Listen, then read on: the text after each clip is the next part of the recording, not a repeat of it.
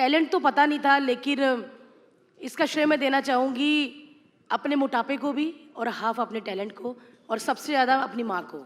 अगर मेरी मम्मी मुझे एक बार मुंबई ना लेकर आती तो ना ये मोटापा काम आता, ना मेरा टैलेंट काम आता।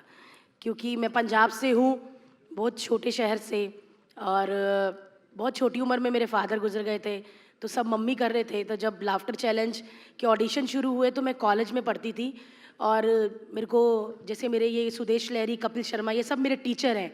मुझे कॉलेज में यूथ फेस्टिवल में कॉमेडी प्ले करवाने आते थे। तो जब उन्होंने बोला कि ऑडिशन हो रहे होटल में, तो मैं डर गई, क्योंकि मेरी सोच इतनी छोटी थी।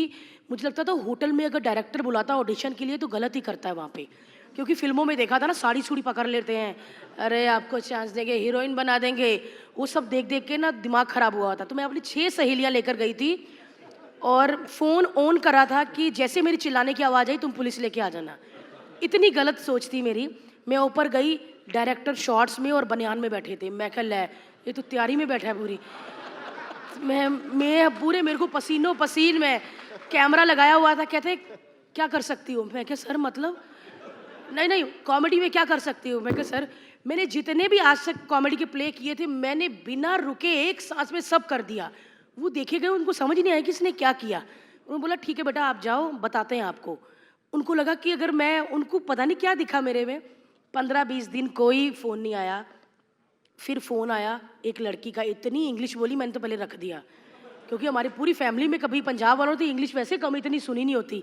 तो उसने बोला कि मैं एंडे मॉल से बोल रही हूँ, प्रोडक्शन हाउस से। तो मैंने मम्मी को कहा कोई अंडे बेचने वाले फ़ोन कर रहे हैं बॉम्बे से। तो मम्मी ने कहा, मैंने कहा वो क्या होता है? बोले प्रोडक्शन हाउस होता है। मैं कहा वो क्या होता है? बोलते हम लाफ्टर चैलेंज बनाते हैं और आप शॉर्ट लिस्ट में हो, मुंबई आ सकती हो। मैंने बोला 1 मिनट, मैं सारा मम्मी बुलाते पे सानू बॉम्बे, कहते पे आना।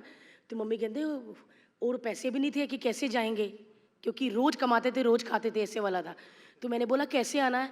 बोला आप अपनी मम्मी के साथ आ सकती है, अपना नाम दीजिए, मैं आपको मैसेज करती हूँ पीएनआर नंबर। मेरे को पीएनआर भी पता नहीं था क्या होता है। वो नंबर आया, मैं ले लेके वही घूमी जाऊँ। मैंने टीचर को बोला, मैं कहा ये पीएनआर नंबर क्या होता है? कहती बेटा ट्रेन का भी होता है, फ्लाइट का भी। मैं कहा मैम ये देख दो जरा। कहती ये फ्लाइट का है। फ्लाइट का टिकट था, और हमको पता ही नहीं था फ्लाइट कैसे पकड़ते हैं। जो रियल मैं वह बता रही हूँ, क्योंकि मैं कभी भी बनावटी नहीं बनती कि नो हम फर्स्ट टाइम नहीं बैठे थे, पहले भी जा, बिल्कुल भी नहीं। हमको पता ही नहीं था। हमने, मेरी में और मेरी मम्मी ने ट्रॉली भी नहीं लिया था। हमको लगता शायद वो भी पैसे से होती है, जो ट्रॉली हम सामान लेके जाते हैं ना।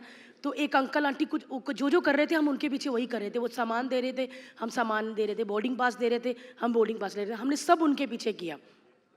और जैसे ही बॉम्बे आए, तो मैं जब बॉम्बे लैंड होने वाले थे तो रात हो गई थी। मैं नीचे देख रही थी, इतनी लाइटें, पानी।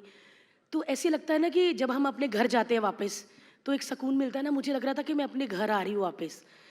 तो इतना अच्छा लगा मुझे। और 2008 28 मार्च जेट एयरवेज, मेरी ज़िंदगी की पहली फ़्लाइट।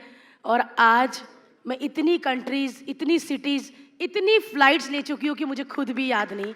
और मैं जितना भी श्रेय देना चाहूँगी मेरी मम्मी को देना चाहूँगी, क्योंकि हमारे सारे रिलेटिव्स ने बोल दिया था अरे बॉम्बे लेके जा रही है लड़की को, देखना इसके साथ कोई शादी नहीं करेगा, सर पे बाप नहीं है, हम तो नहीं आएंगे भैया इसकी शादी में, ऐसा सा करेगी ये वो। अभी भी लोगों की सोच इतनी घटिया है कि उनको लगता है कि बॉम्बे में अगर लड़की जाती है तो गलत तरीके से आगे बढ़ती है। वो बिल्कुल भी नहीं। जितने भी लोग मुझे टीवी पे सुन रहे हैं, देख रहे हैं, प्लीज़ ये सोच निकाल दीजिए, क्योंकि मुंबई में टैलेंट की कदर बहुत होती है। आई नो 5 उंगलियां बराबर नहीं होती, करते हैं कुछ लोग ऐसा, लेकिन उनको लगता है कि हम टैलेंटेड नहीं है, हमारी ब्यूटी है तो इससे काम लो। लेकिन मुंबई में टैलेंट की बहुत कदर होती है। आज एक मोटी लड़की, हैवी वेट लड़की 9 साल से ऐसी जगह पे खड़ी है कि दूसरी कोई लड़की उसको टच कर नहीं पाई। अगर मेरी माँ ये ना करती तो शायद मैं आज यहाँ पर ना बैठी होती और आज तक पे लाइव ना जा रही होती।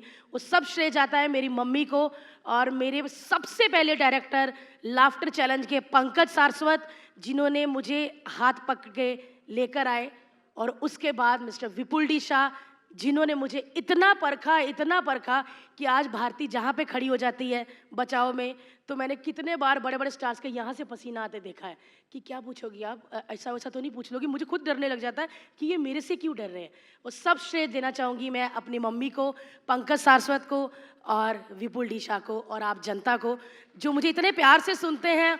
ओए सो क्यूट, मतलब मैं इतना फ्लर्ट करती हूँ, अगर वही कोई पतली लड़की करे ना, हाय शाहरुख सर, मैं किस कर लूँ, मैं वो सब चीज़ें करती हूँ। आपने देखा होगा शोज़ में, अक्षय बच्चन साहब, शाहरुख, सलमान, गोद में बैठ जाती हूँ। सलमान सर को कितना बार बोल दिया कि सर मुझे लगता है कि आप ही और हम दोनों एक दूसरे के लिए बने, शादी कर लें।